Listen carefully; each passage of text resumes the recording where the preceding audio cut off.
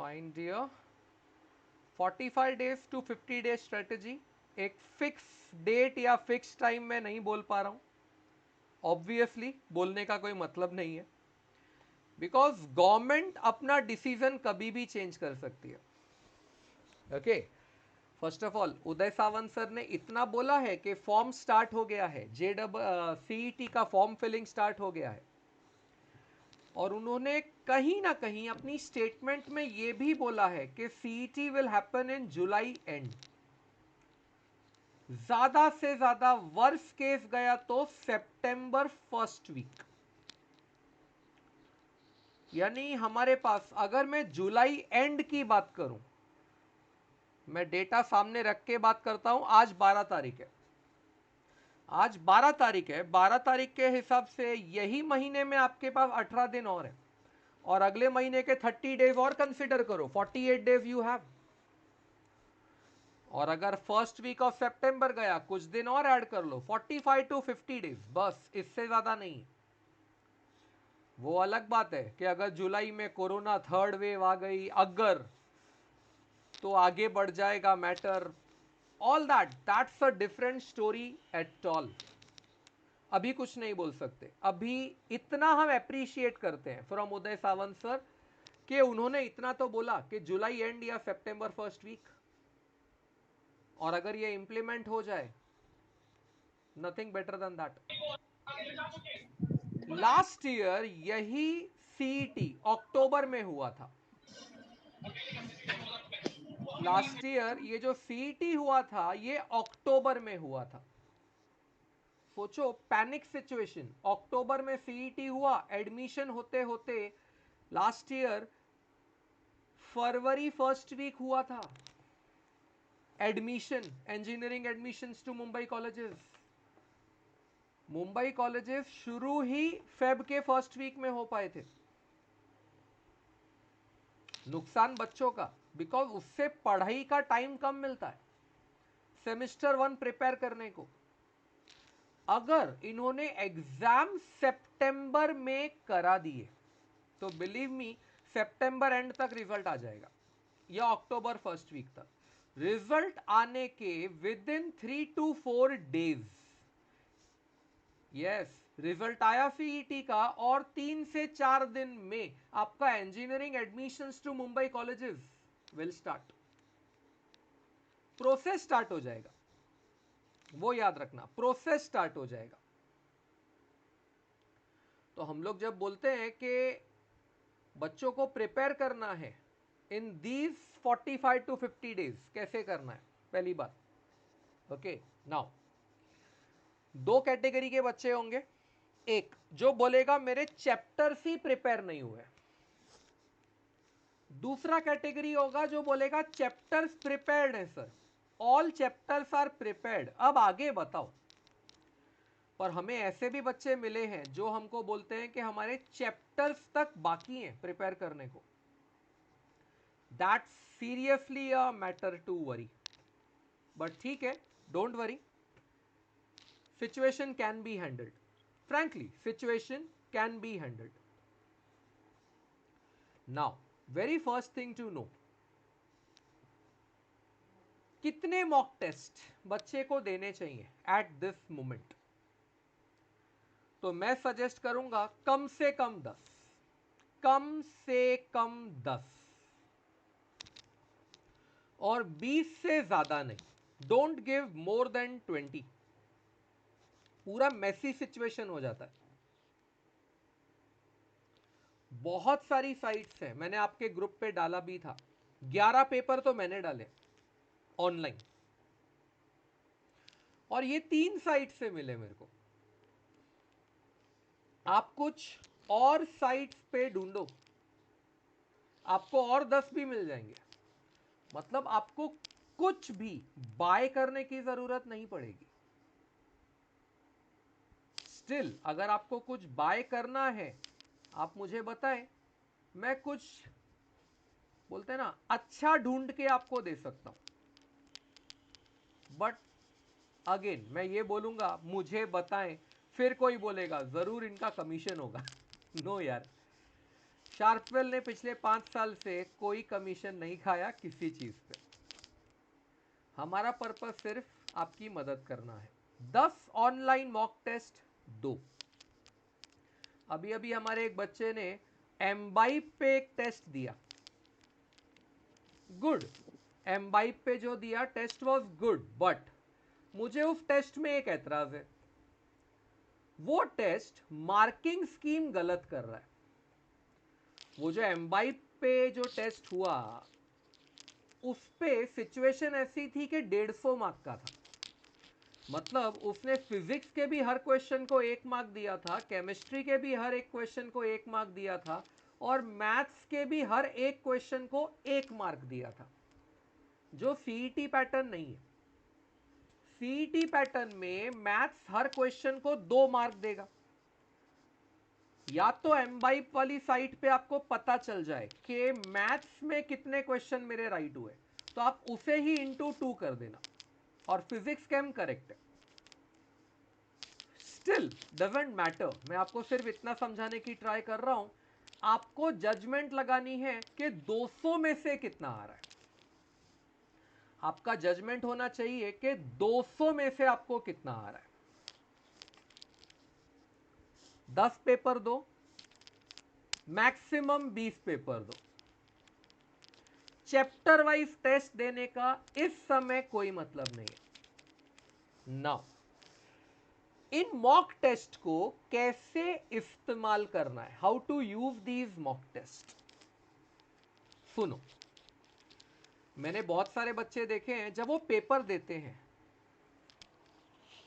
तब उन्हें पता चलता है कि मैं ये टाइप का क्वेश्चन नहीं कर पा रहा हूं। बहुत सारे बच्चे बोलते हैं कि sir logic is a very easy topic, matrices बहुत इजी है सर। लेकिन जब वो पेपर देता है एक्चुअल, उस टाइम पे पता चलता है कि लॉजिक का क्वेश्चन टाइम ले रहा है या मैट्रिसेस का क्वेश्चन टाइम ले रहा है, यानी मुझे मैट्रिसेस प्रिपेयर करना है। और मालूम पड़ा डेरिवेटिव इंटीग्रेशन मैं कंफर्टेबली कर पा रहा हूं, I am able to do derivative and integration comfortably. मतलब वो मेरे वीक एरियाज नहीं है, डेरिवेटिव और इंटीग्रेशन मेरे वीक एरियाज नहीं है। देखो, अभी तुमने किया है प्रिपरेशन, तुम्हें नहीं मालूम कि एग्जाम के टाइम पे क्या होगा। प्रिपरेशन और एग्जाम में बहुत फर्क है। इसे कुछ ऐसा सोचो, क्रिकेटर के हिसाब से नेट प्रैक्टिस और एक्चुअल मैच बहुत फर्क है। अभी आज मैं एक न्यूज़ पढ़ रहा था कि वर्ल्ड टेस्ट चैंपियनशिप के पहले इंट्रा स्क्वाड मैच हो रहे हैं इंग्लैंड में। इंट्रा स्क्वाड मतलब इंडिया के ही जो प्लेयर्स गए हैं, बहुत सारे प्लेयर लेके गए हैं ये लोग, उन्होंने ही अपने अंदर में ही 2 टीम बना ली and they are playing for practicing. Good, but guys वो प्रैक्टिस अलग है, क्योंकि उसमें आप फेस किसे कर रहे हो, इंडियन बॉलर्स को। और जब आप फाइनल खेलोगे WTC, तब न्यूजीलैंड बॉलर्स होंगे, ट्रेंट बोल्ट होगा सामने। बोल्ट के लेवल का बॉलर शायद इंडियन टीम में ना हो, क्या पता। केन विलियमसन जब वो बैटिंग करेगा उसका टेक्निक अलग होगा। सेम वे तुमने प्रिपरेशन कैसे किया है वो एक चीज है, और टेस्ट जब सामने आएगा तब तुम्हारा हाथ कांपता है कि नहीं, कितना टाइम लगता है, ये तुम्हें पता चलेगा। क्या पता तुम्हें टेस्ट के टाइम पे लॉजिक डिफिकल्ट लगे, मैट्रिसेस डिफिकल्ट लगे, हो सकता है, कुछ भी हो सकता है। तुम ये सोचोगे कि मैं आखिरी जब एग्जाम होगा तब देखा जाएगा, नहीं, डू इट नाउ।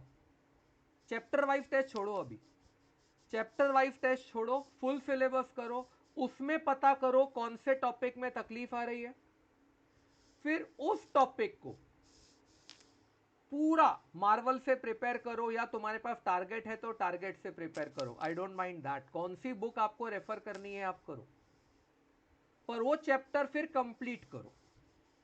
मार्वल काफी मोटी है, जब बच्चा मार्वल देखता है तो घबरा सा जाता है, बोलता है इतना बड़ा बुक मैं इतने शॉर्ट टाइम में कैसे करूंगा, how will I do such a huge thing in such a short span of time. तो गाइज एक सिंपल सा लॉजिक है, आपको कौन बोल रहा है पूरी बुक करने को? Don't do. सिर्फ उन चैप्टर्स को ध्यान दो जहां तुम पेपर करते हुए अटक रहे हो, टाइम लग रहा है, डिफिकल्ट जा रहा है, उन चैप्टरों पे ध्यान दो, टेंशन मत लो। ये जो आपको हर 2 टेस्ट के बीच में जो गैप मिलेगा, उसमें आपको वीक टॉपिक्स प्रिपेयर करने हैं। हर अगला अटेम्प्ट तुम्हें पिछले अटेम्प्ट से 5 मार्क ज्यादा देना चाहिए, कम से कम। यानी अगर पिछले टेस्ट में आपको 200 में से 125 आया, तो अगले टेस्ट में 130 से नीचे नहीं आना चाहिए। 130 के ऊपर आएगा तो बेस्ट है, लेकिन फिर आपका एक्सपेक्टेशन बढ़ जाना चाहिए। पहले टेस्ट में अभी मेरे को एक बच्चे ने बताया कि सर मुझे 150 में से 72 आया। कोई बोलेगा अरे इतना कम, ना ना ना, अच्छा है, पहले टेस्ट में है ये। सोचो अगर वो 10 टेस्ट देता है, 10, और हर टेस्ट के बाद वो 5 मार्क बढ़ाने की कोशिश करता है उस वीक टॉपिक में, तो 50 मार्क बढ़ेगा उसका। यानी 72 से वो 72 प्लस 50 122 पे आएगा, आउट ऑफ 150 में से 122, विच आराम से बिकम्स 200 में से 160 के अराउंड, 150 160 के बीच में। मतलब डीजे सांघवी तक बच्चा पहुंच सकता है। लेकिन अच्छा है ना, अभी उस बच्चे ने ट्राई किया तो पता चल गया कि उसको 72 आ रहा है। अगर लेट ट्राई करता तो कौन बताता उसे? अब वो मेहनत करना स्टार्ट कर देगा उस चैप्टर पे जहां उसे बहुत तकलीफ हो रही है। हर 2 टेस्ट के बीच में 2 दिन 3 दिन या 1 दिन का कम से कम गैप रखो, 1 2 या 3 दिन का गैप रखो, ताकि उस गैप में आप अपने वीक टॉपिक को मजबूत कर सको। बहुत सिंपल लॉजिक्स दे रहा हूं।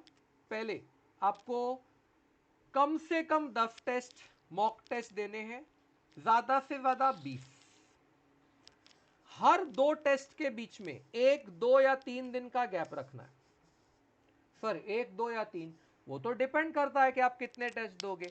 सोचो आज के बाद अगर आपके पास एग्जैक्ट 48 डेज बाकी है, अगर एग्जैक्ट 48 डेज बाकी हैं, डिवाइड बाय 3, 16 आया। मतलब आप 16 पेपर अगर देना चाहते हो तो आप हर टेस्ट के बाद 2 दिन का गैप रख सकते हो। बोलोगे सर मैथ्स प्रोफेसर होके आपका ही मैथ्स खराब हो गया लगता है। डिवाइड बाय 3 किया तो 2 दिन का गैप काय को? ये 3 दिन में से 1 दिन तो वो टेस्ट वाला दिन है, और 2 दिन तुम्हारा डेडिकेटेड वीकनेसेस को सुधारने वाला टाइम है। तो अगर आप 3 दिन का डिवीजन रखते हो, मतलब 2 दिन का गैप रखते हो, तो आप 16 पेपर कर पाओगे। 3 दिन का गैप रखना है तो 48 डिवाइड बाय 4 करो, तो 12 पेपर करने हैं। इस तरह से यू हैव टू डू। अगर 3 दिन का गैप रखना है 2 पेपर के बीच में, तो डिवाइडेड बाय 4, 48 को डिवाइड बाय 4। 48 क्यों पकड़ रहा हूं? I hope you understood. आज 12 तारीख है, अब मैं अज्यूम कर रहा हूं कि जुलाई लास्ट डेट को सीईटी स्टार्ट हो रहा है, या सितंबर फर्स्ट डे को सीईटी स्टार्ट हो रहा है, अगस्त, सॉरी, अगस्त सितंबर, सॉरी माय मिस्टेक्स, जुलाई एंड या अगस्त स्टार्ट। कीप अ गैप 1 से 3 दिन के आसपास। 12 पेपर करने हैं तो 1 दिन पेपर दिया, 3 दिन गैप, फिर अगले दिन पेपर दिया, 3 दिन गैप। 16 पेपर करने हैं तो 1 दिन पेपर दिया, 2 दिन गैप, फिर 1 दिन पेपर दिया, 2 दिन गैप। वो 2 दिन में आप अपने वीक एरियाज को मजबूत करोगे।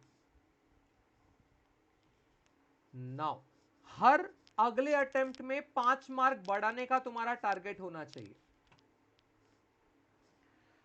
Now very important point, parents को शायद बुरा लगेगा इस पे, लेकिन मेरा जो 20-21 साल का एक्सपीरियंस है उसके बेसिस पे बात करूंगा।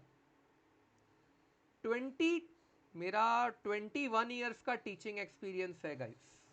ये जो स्टूडेंट्स के कई बार परफॉर्मेंस लो होते हैं ना, इसमें स्टूडेंट की 50% गलती होती है और बाकी 50% गलती पेरेंट्स की होती है।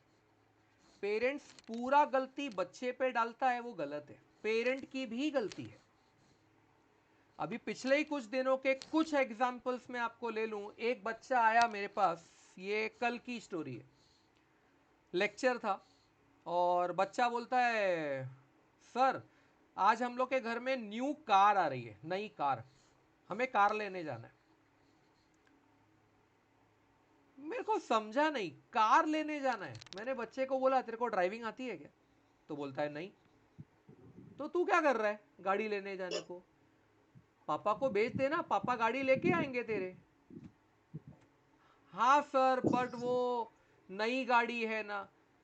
यानी पेरेंट्स बच्चे को बोल रहा है चल अपने घर में न्यू गाड़ी आ रही है, लेने चलते हैं।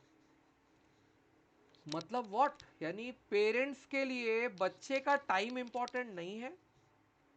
ये पेरेंट्स की गलती है गाइस। अपने बच्चों को इन डिस्ट्रैक्शन से आपको अगले 48 डेज दूर रखना है। बहुत हो गया डिस्ट्रैक्शन अभी। ये तो एक एग्जाम्पल है, ऐसे बहुत एग्जाम्पल्स हम लोग दे सकते हैं जो हम लोग के साथ तो एवरीडे लाइफ में होते रहते हैं। पेरेंट्स हम लोग को कुछ भी मैसेज करके बोलता है सर ऐसा नहीं वैसा नहीं and this and that. Guys आपका बच्चे का करियर ज्यादा इंपॉर्टेंट है rather than all this silly reasons. Now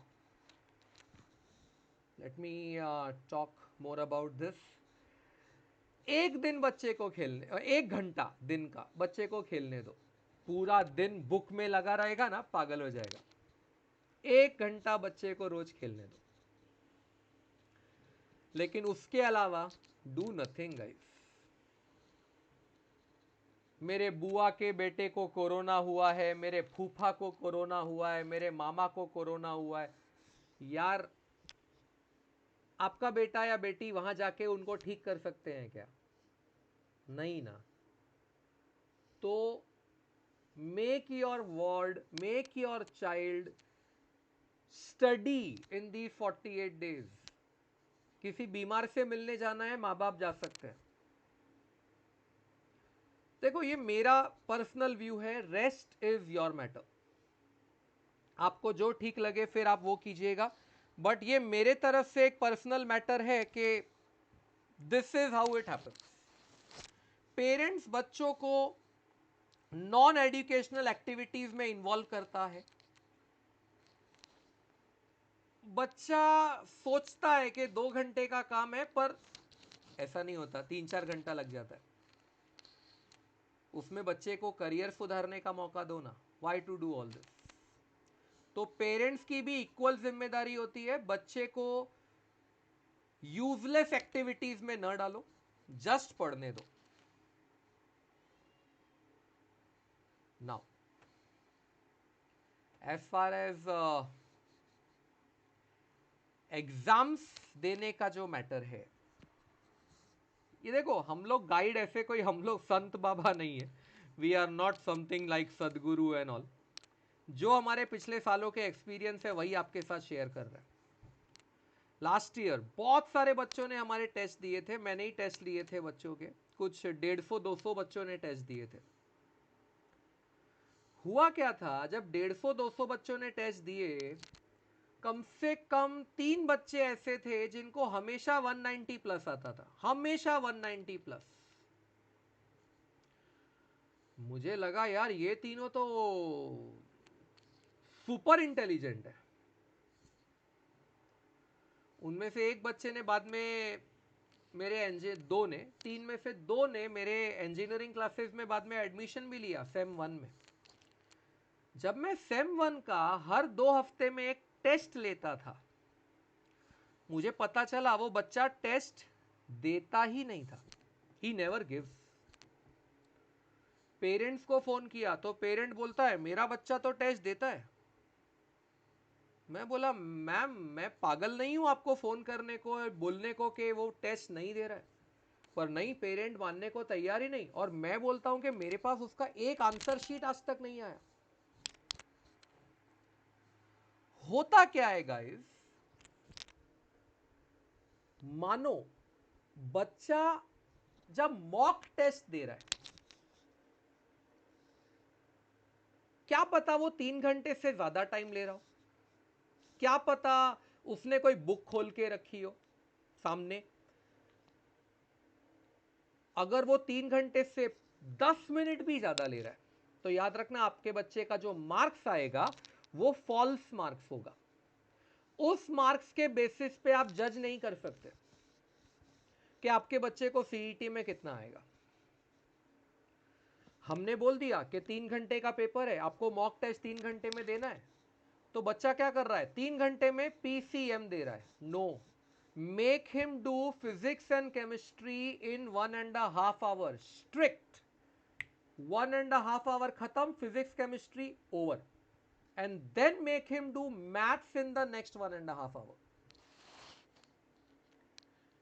अब ये विजिलेंस मैं तो रख नहीं सकता, आपको ही रखनी है, पेरेंट्स को रखनी है। तो गाइज ये आप लोग का ड्यूटी है। बच्चा जब पेपर दे उसके आसपास कोई बुक नहीं होनी चाहिए, कोई कैलकुलेटर नहीं होना चाहिए। 1.5 घंटे के बाद बच्चा फिजिक्स केमिस्ट्री से लॉग आउट कर जाना चाहिए और मैथ्स में लॉग इन। मैथ्स का पेपर भी 1.5 घंटे के बाद स्विच ऑफ। ऐसा सब करोगे ना तो ही जो रिजल्ट आएगा वो फ्रूटफुल रिजल्ट कहलाएगा कि हाँ ये जो मार्क्स आ रहा है ये प्रॉपर है। लास्ट मैं आपको बताता हूं, अगर एक प्रॉपर करने वाला बच्चा हमें मिले, लास्ट ईयर एक बच्चा मिला हमको, बहुत बहुत यू कैन से डेडिकेटेड बच्चा था, तेजस भट्ट, वेरी फैंटास्टिक चाइल्ड। जितने उसने मेरे मॉक टेस्ट दिए 170 180 के बीच में हमेशा आता था उसको, ऑलवेज 180 के ऊपर नहीं गया कभी, 170 180 के बीच में हमेशा आता था। और जब एक्चुअल सीईटी हुआ ही गॉट 178, एक्चुअल सीईटी में भी ही गॉट 178। जबकि मैं दो ऐसे बच्चों का नाम बता सकता हूं, एक बच्चे को हमेशा 150 160 के बीच में आता था, जब एक्चुअल सीईटी हुआ उसको 105 आया, 105। जब उस बच्चे को हमने बाद में थोड़ा बैठा के काउंसिल किया तो उस बच्चे ने माना, सर मैं 3 के जगह 3.5 घंटा ले रही थी पेपर सॉल्व करने को, गर्ल थी, 3 के जगह आई वॉज टेकिंग 3.5 आवर्स। तो गलत है ना, अभी 3.5 घंटा लिया आपने और 150 मार्क लाया, क्या फायदा हुआ? आपको लगा कि यू नो एवरीथिंग, बट बेटा जब आपने 3 घंटे में दिया तब तो आपका 108 आया। पेरेंट्स को जिम्मेदारी है ये, कीप स्ट्रिक्ट विजिलेंस कि बच्चा सही में 1.5 घंटे में फिजिक्स केमिस्ट्री कर रहा है और फिर 1.5 घंटे में मैथ्स। अच्छा, फिजिक्स केमिस्ट्री 1.5 घंटे में हो गया, फिर ऐसा नहीं चलेगा कि उसके बाद 2 घंटा बच्चा सो गया फिर उठ के मैथ्स करने को लग गया, वो भी 1.5 घंटे में किया। पेरेंट बोलेगा बराबर किया ना सर, 1.5 घंटे में फिजिक्स केमिस्ट्री, 1.5 घंटे में मैथ्स। अरे तो बीच में 2 घंटे को सोने को गाय को दिया? एक्चुअल एग्जाम में सोने को नहीं मिलने वाला है, it will be a continuous exam. Maximum 5 minute का बीच में रिलीफ मिला तो मिला, वो भी लास्ट ईयर नहीं मिला था। तो आपको भी वही एनवायरनमेंट घर पे क्रिएट करना है। जितना स्ट्रिक्ट रहोगे उस टाइम पे बच्चे के साथ, उतना तुमको एक्चुअल रिजल्ट का आइडिया लगेगा। देन सपोज आप कोई ऑफलाइन पेपर देना चाहते हो, you want to give any offline paper, पहला जो फ्रंट कवर होता है वो ओपन करके चेक कर लेना कि उसका पब्लिकेशन हाउस कहां का है। आउटसाइड महाराष्ट्र का नहीं होना चाहिए, ये मेरठ गुड़गांव वो साइड का पब्लिकेशन हाउस नहीं चलेगा। कई बच्चे वो अरिहंत पब्लिकेशन की बुक रेफर करते हैं फॉर मॉडल पेपर्स, रॉन्ग है। मेरे पास भी है, मैं भी दे सकता हूं उसमें से आपको क्वेश्चन, लेकिन जब मैं उस पेपर को गो थ्रू करता हूं वो सीईटी लेवल पेपर है ही नहीं। अगर मैं 50 मैथ्स के क्वेश्चन उसमें एनालाइज कर रहा था तो 50 में से कम 10 से 15 जेडबल लेवल के थे जो उन्होंने सीईटी पेपर में डाल रखे थे। ठीक है, डाउट सॉल्विंग में मैंने करवाया, लेकिन अब क्या हुआ, वो जेडबल लेवल के क्वेश्चंस हैं, बच्चे को टाइम लगा सॉल्व करने में, बच्चा पेपर नहीं कंप्लीट कर पाया, पेपर नहीं कंप्लीट कर पाया तो कम मार्क्स आया, कम मार्क्स आया तो डिमोरलाइज हो गया। एडिशनली वो उन क्वेश्चनों के डाउट सॉल्विंग करवाने में लग गया जबकि वो उस टाइम में सीईटी लेवल का पढ़ सकता था। आपको ध्यान से देखना है कि पब्लिकेशन हाउस कहां का है। लातूर का चलेगा, नांदेड़ का चलेगा, मुंबई का तो डेफिनेटली चलेगा। टारगेट पब्लिकेशन की एक 20 मॉडल पेपर्स की बुक है, वो बेस्ट है। टारगेट पब्लिकेशन की बुक बेस्ट है। बाकी उत्तम, हिमालय, मार्वल, प्रज्ञा, इनकी भी मॉडल पेपर की बुक होगी मार्केट में, मेरे को नहीं पता। हाँ, क्योंकि जब ऑफलाइन होता था तब इन सब की थी, जब ऑफलाइन होता था तब इन सब की थी। इनफैक्ट मैं ऐसे बोलूंगा, जब लॉकडाउन नहीं था तब इन सब की थी। लॉकडाउन के बाद क्या हुआ बेटा, तुम लोग को, बहुत लोगों को नहीं पता होगा, कई प्रिंटिंग प्रेस बंद हो गई। बंद हो गई मतलब they are not working. Marvel ने जो इस साल नया एडिशन निकाला है वो नया एडिशन नहीं है, सिर्फ फ्रंट कवर नया कलर का डाल दिया, पिछले साल का ही है। मेरे पास लास्ट ईयर की बुक भी है, ये साल की बुक भी है। एक एक्स्ट्रा पेज नहीं डाला है उन्होंने, एक एक्स्ट्रा क्वेश्चन नहीं है उसमें, क्योंकि बेटा प्रिंटिंग कहां होगी, प्रिंटिंग प्रेस बंद है। I don't know how target कैसे प्रिंटिंग कर रहा है, पर किया है, चलो ईमानदारी, टारगेट ने पब्लिश किया है। तो टारगेट पब्लिकेशन हाउस की बुक है 20 मॉडल पेपर की, बेस्ट है। अरियंत पब्लिकेशन की पेपर मत खरीदो, एमटीजी पब्लिकेशन, अरियंत पब्लिकेशन, पियरसन, सिंगेज, इनके टेस्ट पेपर्स अगर सीईटी बोल रहे हैं मत लो। सीईटी के लिए authenticate authors are target, Uttam, Himalaya, Marvel, Pragya, they are very good authors of CET. Papers में टारगेट बहुत अच्छी है और पूरा बुक रेफर करना है तो मार्वल बहुत अच्छी है। तो कोई आउटसाइड महाराष्ट्र की बुक रेफर मत करो। नाउ अगर कोई टॉपिक आपको बहुत डिफिकल्ट लग रहा है पेपर सॉल्व करते हुए, जैसे सारे एक्सपीरियंसेस के साथ मैं बात कर रहा हूं, लास्ट ईयर जब बच्चे पेपर देते थे और मैं डाउट लेक्चर लेता था, अभी मैं मैथ्स का ही लेता था, बच्चे वेक्टर्स का डाउट सबसे ज्यादा पूछते थे और इंटीग्रेशन का, वेक्टर्स और इंटीग्रेशन का डाउट बच्चों ने सबसे ज्यादा पूछा। अच्छा, ऐसा नहीं है कि लॉजिक का नहीं पूछा, लॉजिक का भी पूछा। प्रोबेबिलिटी डिस्ट्रीब्यूशन का कभी डाउट आया ही नहीं, मतलब शायद बच्चे को हर बार प्रोबेबिलिटी डिस्ट्रीब्यूशन सॉल्व करने में कभी तकलीफ नहीं हुई। डेरिवेटिव्स का डाउट कभी नहीं आया, वेक्टर का बहुत आया, लॉजिक का भी कभी कभी आया, मैट्राइसिस का भी कभी कभी आया, सबसे ज्यादा वेक्टर का आया। अगर मैं मान लूं चलो कि वेक्टर बच्चे को एमसीक्यू वाइज सबसे डिफिकल्ट लगता है, तो आपको क्या करना है, मार्वल उठाओ। अच्छा, ये पॉलिसी सिर्फ मार्वल के लिए है। हाँ, अगर टारगेट उठाते हो तो टारगेट के वेक्टर के सारे एमसीक्यू सॉल्व करो, सारे। अगर मार्वल उठाते हो तो strategy should be very simple, do not solve all questions. अगर मार्वल उठाते हो सारे क्वेश्चन नहीं करने हैं, पॉसिबल ही नहीं है यार, मालूम पड़ा अगले 10 दिन तक एक ही चैप्टर करते रहोगे। और मार्वल में रिपीटिशन बहुत होता है, नंबर बदल बदल के वो सेम वैरायटी पूछता है। तो अगर आप मार्वल से करते हो, तुम्हारी स्ट्रैटेजी क्या होनी चाहिए, क्वेश्चन नंबर 3 करो, फिर 6 करो, फिर 9 करो, फिर 12 करो, 3 की टेबल तो आती है बच्चों को। अगर आप ऐसे करते हो, question number 3, question number 6, question number 9, question number 12, question number 15 and so on, होगा क्या, वैरायटी सारी कवर हो गई ऑल वेराइटीज कवर्ड। और ऐसा एक फीलिंग भी आएगा मैंने मार्वल कंप्लीट किया, वेक्टर रिवाइज भी हो गया। फिर एंड में देखेंगे ना, देखो मैं ये तो नहीं बोलता कि 48 डेज के बाद एग्जाम श्योर शॉट होगा, ऐसा तो नहीं बोल रहा मैं। क्या पता उदय सावंत सर डेट और एक्सटेंड करें। अगर मुझे बाद में 15 दिन और मिलते हैं, मैं फिर से शुरू हो जाऊंगा। फिर मैं मल्टीपल ऑफ 4 उठाऊंगा, माइनस इंटरसेक्शन। बच्चों को समझेगा मैंने क्या बोला, माइनस इंटरसेक्शन। क्वेश्चन नंबर 4 करूंगा, 8 करूंगा, 12 नहीं करूंगा, 12 इंटरसेक्शन में आता है, वो 3 में भी आया था।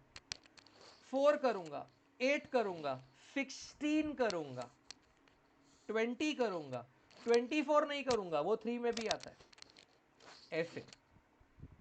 पर वो कब, अगर डेट एक्सटेंड हुई तो, वरना मैं 3 के मल्टीपल्स करूंगा। बिलीव मी, तुम्हारी सारी वैरायटी कवर हो जाएगी। जितना मैथ्स में वैरायटी होता है, all will be covered. Do not solve each and every question. एक एक क्वेश्चन सॉल्व करना will be, believe me, foolishness, absolute foolishness. एक एक क्वेश्चन सॉल्व नहीं करना। मल्टीपल ऑफ 3 और मल्टीपल ऑफ 4। अगर मैं पिछले 5 साल के सारे पेपर निकाल के देख लूं, पूरा पेपर मार्वल से ही आता है, पूरा पेपर। नंबर्स थोड़े बहुत इधर उधर होते हैं, मतलब अगर मार्वल एक सम में नंबर दे रहा है 5 तो वो डाल देगा 6, मार्वल दे रहा है 4 पेपर डाल देगा 3। सम सेम मार्वल वाला होगा, नंबर बदल जाएगा। बच्चों ने वो क्वेश्चन देखा होगा, cos inverse of bracket 1 minus 36x² upon 1 plus 36x², find dy by dx। अगर ये मार्वल में सीईटी वाला पूछेगा, find dy by dx if y equal to tan inverse of 1 minus 9x² upon 1 plus 9x², क्या फर्क पड़ा यार, 36x² में 6x को tan थीटा बोला था, 9x² में 3x को tan थीटा बोल लो, कौन सा बड़ा डिफरेंस आने वाला है। लेकिन अगर आप मार्वल कर लेते हो, मतलब आप सीईटी की सारी वैरायटी कवर करके बैठे हो। लेकिन मार्वल के सारे क्वेश्चन करना पॉसिबल नहीं है, इंटीग्रेशन में 500 के ऊपर क्वेश्चन है। हाँ, अगर आपको लॉजिक डिफिकल्ट लगता है तो मार्वल के लॉजिक के सारे सम करो, क्योंकि मार्वल में लॉजिक के ज्यादा सम है ही नहीं, 100 सवा 100 के आसपास, 100 और 150, नॉट मोर देन दैट। पर इंटीग्रेशन करते हो तो डू मल्टीपल ऑफ 3 या मल्टीपल ऑफ 4। अगर अभी मल्टीपल ऑफ 4 करते हो तो अगर उदय सावंत सर ने डेट एक्सटेंड की तो मल्टीपल ऑफ 3 करना माइनस इंटरसेक्शन। अभी मल्टीपल ऑफ 3 करते हो तो बाद में मल्टीपल ऑफ 4 करना माइनस इंटरसेक्शन। इस तरह से तुम्हारा प्रिपरेशन कंप्लीट हो सकता है। एक एक क्वेश्चन करने जाओगे तो नहीं होगा। और ये भी कौन से टॉपिक पे करो, जो आपको मॉक टेस्ट करते हुए डिफिकल्ट लग रहा है। आपने मॉक टेस्ट किया और आपको पेपर डिफिकल्ट लगा तो करो, बेफालतू में कुछ भी मत उठाओ। जो टॉपिक आपको सीरियसली हर पेपर में आप स्मूथ फंक्शनिंग कर रहे हो, वो टॉपिक को मार्वल से पूरा सॉल्व करके कुछ नहीं मिलने वाला है, कुछ एक्स्ट्रा गेन नहीं करोगे, क्योंकि तुम वैसे ही उसमें कंफर्टेबल हो। ठीक है, बाद में अगर तुम्हारे पास दिन बचते हैं प्रिपरेशन के तो उसमें एक बड़ा मल्टीपल लेना, मल्टीपल ऑफ 6 करते जाना। Question number 6, question number 12, question number 18, question number 24 थोड़ा बाद में कर लेना, एक रिवीजन हो जाएगा। अभी उस पर टाइम मत वेस्ट करो, अभी वही चैप्टरों को उठाओ जो आपको मॉक टेस्ट के टाइम पे डिफिकल्ट लग रहे हैं। नाउ जिन बच्चों ने 11th स्टैंडर्ड के टॉपिक सीरियसली नहीं पढ़े थे, अब उन्हें पढ़ने की ट्राई मत करो, बिलीव मी, मत करो। उस चक्कर में क्या होगा पता है, आपने जो 12th के टॉपिक्स इतना अच्छा प्रिपेयर कर रहे हैं ना, वो पीछे रह जाएंगे, क्योंकि 11th आपने प्रिपेयर नहीं किया था, तो अब तुम्हें उसे होल हार्टेडली करना पड़ेगा। अगर आप 11वीं के चैप्टर पे इतना ज्यादा ध्यान दोगे तो आपका टाइम 11वीं के ही टॉपिक पे ज्यादा जाएगा। और 12वीं के टॉपिक पे आपका ध्यान कम जाएगा क्योंकि आपने 11वीं को ज्यादा फोकस दे दिया। अगर आपने पहले से 11वीं को बराबर इंपॉर्टेंस दी है तो take both of them equally. CET paper में एग्जैक्ट 160 मार्क्स का पेपर 12th से आता है और 40 मार्क का पेपर 11th से। 160 मार्क्स का पेपर 12th से आता है। सोचो अगर आपने ये 160 मार्क भी अच्छे से प्रिपेयर किया, माइंड में एक टारगेट रखो कि मैं 160 मार्क्स का पेपर प्रिपेयर कर रहा हूं, मतलब मैं 12th स्टैंडर्ड प्रिपेयर कर रहा हूं। मेरा पीसीएम में 5 क्वेश्चन रॉन्ग हो सकता है, उससे ज्यादा नहीं हो सकता। मतलब मैं उससे ज्यादा रॉन्ग नहीं करूंगा। हो सकता है, नहीं हो सकता, बात की स्टोरी है। मैं उससे ज्यादा रॉन्ग नहीं करूंगा। सोचो अगर आपके 5 भी रॉन्ग हो गए तो भी 140 आया। 140 पे डीजे संघवी में डेटा साइंस मिलने का चांस है। और इस साल तो डीजे संघवी में एक नया ब्रांच भी आ रहा है, artificial intelligence and machine learning, ML, AI and ML आ रहा है इस साल। लेटेस्ट न्यूज है, हमको जो मिलती रहती है हम लोग आपको देते रहते हैं। तो डीजे संघवी में कंप्यूटर्स और कंप्यूटर या आईटी में से किसी की तो सीट बढ़ने वाली है। आई थिंक कंप्यूटर्स की बढ़ेगी। दोनों की इस समय 120 है, इनमें से कोई एक तो 180 पे जाने वाला है। थार्डोमल के पास 180 सीट्स हैं कंप्यूटर्स की, उसने लास्ट ईयर बढ़वाई थी। डीजे संघवी इस साल कंप्यूटर या आईटी में 60 सीट बढ़वा रहा है, यानी 120 का 180 कर रहा है और एआई एंड एमएल इंट्रोड्यूस कर रहा है, मतलब artificial intelligence and machine learning लेके आ रहा है। हाँ, पर उसके लॉस में वो केमिकल छोड़ रहा है। DJ Sanghvi chemical engineering give up कर रहा है और जहां तक हमारी न्यूज है शायद इलेक्ट्रॉनिक्स गिव अप कर रहा है। हाँ, but again these are all news. Confirmation जब आएगा हम आप लोग को ग्रुप पे देंगे। अगर आपको 140 भी आता है आउट ऑफ 200 तो भी आपको एआई एंड एमएल या डीएस डीजे संघवी में मिल सकता है। लास्ट ईयर 138 वाले को इंस्टीट्यूट कोटा से डीएस मिला था, डेटा साइंस मिला था 138 वाले को। मतलब पॉसिबल है, 140 पे तो डेफिनेटली पॉसिबल है। यानी सोचो you are on a right track even if you haven't studied 11th standard seriously. और अगर 11th के 2-4 टॉपिक भी सीरियसली आते हैं तो यू आर गोइंग अबोव 140।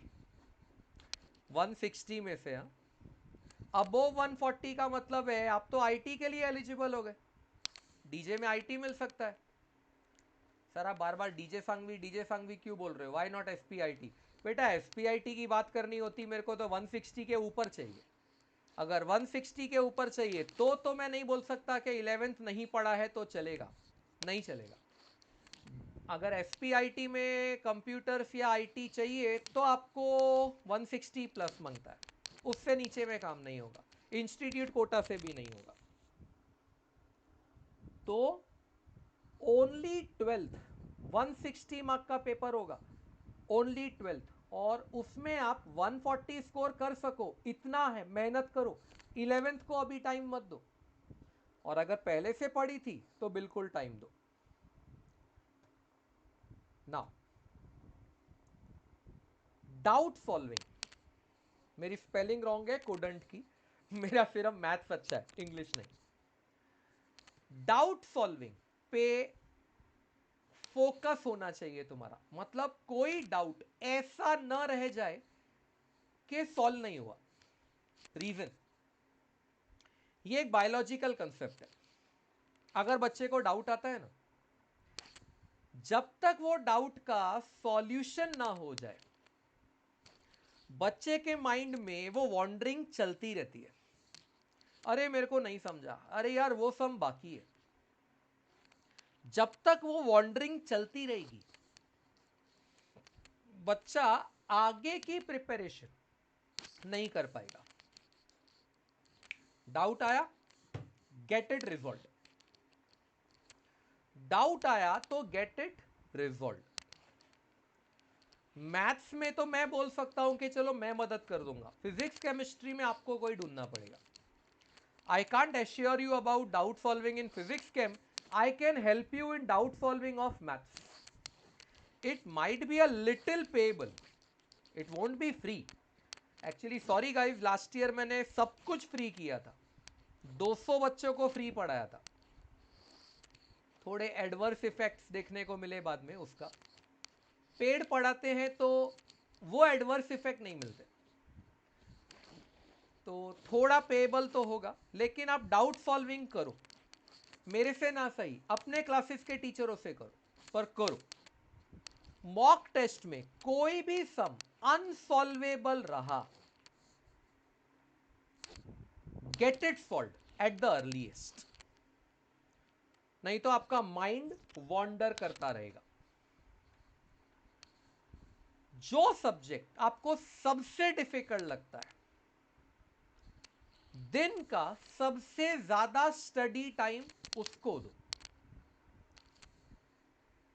मैं एक नॉर्मल बच्चे के हिसाब से बात करूं तो कोई भी बच्चा मुझे बोलता है सर फिजिक्स सबसे ज्यादा डिफिकल्ट है, फिर मैथ्स और फिर केमिस्ट्री। ठीक है, अगर आप दिन में 9 घंटा पढ़ सकते हो तो 4 घंटा 9 में से फिजिक्स को दो, 3 घंटा मैथ्स को दो और 2 घंटा केमिस्ट्री को दो। अगर आपको लगता है कि मैथ्स इजी है, फिजिक्स डिफिकल्ट है, केमिस्ट्री ओके एवरेज है, तो 4 घंटा फिजिक्स, 3 घंटा केमिस्ट्री, 2 घंटा मैथ्स। सेम वे अगर आपको मैथ्स डिफिकल्ट लगता है तो मैथ्स को 4 घंटा दो। यानी जरूरी नहीं है तीनों को 3-3 घंटा दो।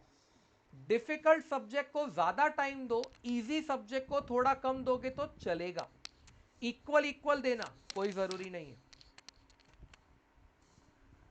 अगर आप दिन में 9 ही घंटा पढ़ने को तैयार हो, कोई बोलेगा सर मतलब हम आगे भी पढ़ सकते हैं, पर मैक्सिमम बच्चे को 9 घंटा भी ज्यादा लगता है। अगर आप 9 ही घंटा पढ़ने को तैयार हो तो व्हाई नॉट दिस, सुबह 9 से 12 टेस्ट के हिसाब से तैयारी करो, दोपहर को 2 से 5 अपने वीक एरिया पे मेहनत करो। टेस्ट या तो अर्ली मॉर्निंग देना है या लेट इवनिंग देना है, मतलब 6 से 9 में टेस्ट दो। ये कौन से दिन, जब आप टेस्ट देने वाले हो। आपको इसे उल्टा करना है, उल्टा कर सकते हो, टेस्ट 9 से 12 में दो, ये चलेगा। लेकिन वो जो 2 से 5 वाला टाइम है ना, उसमें टेस्ट की तैयारी नहीं करनी है और टेस्ट देना भी नहीं है, क्योंकि वो टाइम ऐसा होता है आप पढ़ रहे होगे और ये भी कर रहे होगे। वो टाइम पे वीक एरियाज पे ध्यान दो। वीक एरियाज में क्या होगा, एक अंदर से मोटिवेशन होगा, यार ये मुझे नहीं आता है, मेरे को पढ़ना है, नींद नहीं आएगी। लेकिन कैसा है, अरे रिवीजन कर रहा हूं ना, डेरिवेटिव आता है यार, चल आधा घंटा आराम करता हूं, काम नहीं करेगा। प्लान दोपहर को ऐसा कोई प्लानिंग करो जो तुम्हें मोटिवेटेड रखे। टेस्ट मैं नहीं बोलूंगा आफ्टरनून में देने को, दैट आई वोंट से। बहुत सारे रीजन है, बाकी आपकी मर्जी है।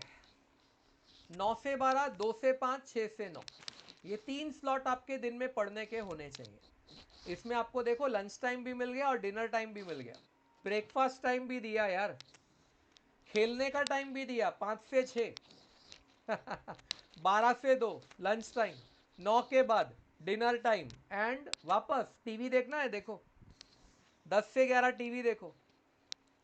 सुबह को भी टाइम है यार, बहुत कुछ है, जॉगिंग करो वगैरह करो, बहुत टाइम है। मतलब बच्चों को लगता है कि 9 घंटा मतलब कितना, बेटा ये देखो इतना आराम से पढ़ा जा सकता है। बच्चा सुबह 7 बजे उठा, 7 से 9 में थोड़ा वॉक करके आओ, थोड़ा फ्रेश हो जाओ, नहा धो लो, फ्रेश हो लो, नाश्ता पानी कर लो, चाय पी लो, 9 से 12 नो डिस्टर्बेंस, पढ़ने बैठ जाओ। 12 बजे टेक अ ब्रेक, 2 घंटा। अभी 2 घंटा तो लंच करोगे नहीं यार, 1 घंटा पेरेंट्स के साथ बात करो कि how are your studies going, how are your preparations going. खाना खाओ और 2 से 5 फिर बैठ जाओ, 5 से 6 खेलने जाओ, 6 से 9 फिर बैठ जाओ, 9 बजे डिनर पे, 10 से 11, 10 से 12 टीवी। सब कुछ मिल गया यार। यानी दिन में 9 घंटा पढ़ा जा सकता है विद एंजॉयमेंट, सब कुछ होता है। अब वो जो पिछला वाला दिखाया वो तो उस दिन जब आप टेस्ट दे रहे हो। जिस दिन आप टेस्ट नहीं दे रहे हो, 3 घंटा डाउट क्लियरेंस के लिए रखो, 3 घंटा जो अपने स्ट्रॉन्ग एरियाज है उन्हें रिवाइज करने के लिए रखो, 3 घंटा वीक एरियाज के लिए रखो। मतलब इस दिन आप टेस्ट नहीं दे रहे। एक बहुत ज्यादा पढ़ने वाला बच्चा जिसको वीजेटीआई चाहिए, बिलीव मी, जिसको वीजेटीआई चाहिए, वो तो नीचे जो लिखा है ना वो फॉलो करता है। 7 से 10 पढ़ाई, 11 से 2 पढ़ाई, 4 से 7 पढ़ाई, 8 से 11 पढ़ाई। ध्यान से देखो, उसने 3-3 घंटे के 4 स्लॉट निकाले, मतलब 12 घंटा पढ़ रहा है वो। उसमें 10 से 11 आराम, 2 से 4 स्लीप, 7 से 8 आराम, 11 के बाद स्लीप। ये भी कर सकते हो जो मैंने नीचे लिखा है, पॉसिबल है। पर ये बच्चा फिर वीजेटीआई पहुंचेगा, प्रोवाइडेड ईमानदारी से करे। अगर ऐसा किया तो वीजेटीआई।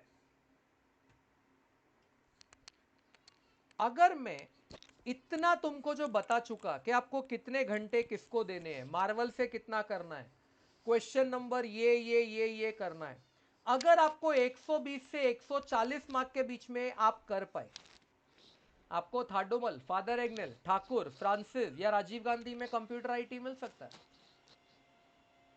अगर आप 140 से 170 के बीच में कर पाए तो डीजे संघवी एसपीआईटी मिल सकता है। 170 से 200 के बीच में कर पाए तो एसपीआईटी, सीओईपी, वीजेटीआई मिल सकता है। ये सब अच्छे कॉलेजेस हैं। अगर बच्चा बोलता है सर व्हाट अबाउट मैकेनिकल, तो मैकेनिकल तो मैं आपको बोलूं, वो जो आपको 120 से 140 वाला स्लॉट है ना, उसमें आपको डीजे सांघवी मैकेनिकल भी मिल सकता है, अगर मैकेनिकल चाहिए तो।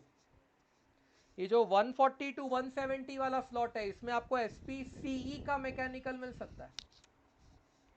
मैकेनिकल का कट ऑफ स्लाइटली लोअर होता है देन कंप्यूटर आईटी।